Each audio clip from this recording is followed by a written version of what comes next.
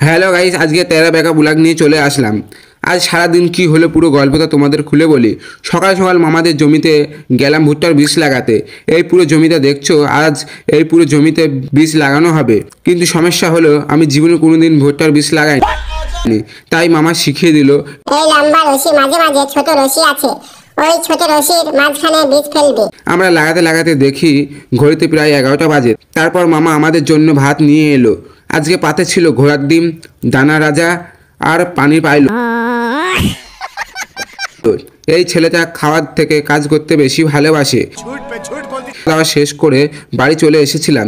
দুপুরবেলা আমাদের ওই বাড়ি গর্তে গিয়েছিলাম। সেখানে গিয়ে দেখে কিছু ছেলেপিলে মাছ ধরছে। তাদের কাছ থেকে ছিপ নিয়ে আমি মাছ ধরার চেষ্টা করলাম। এটা নিশ্চয়ই নতুন ইউটিউবার আমাদের দিয়ে ভিডিও বানাবে, তাই কেউ উপরে উঠবি না।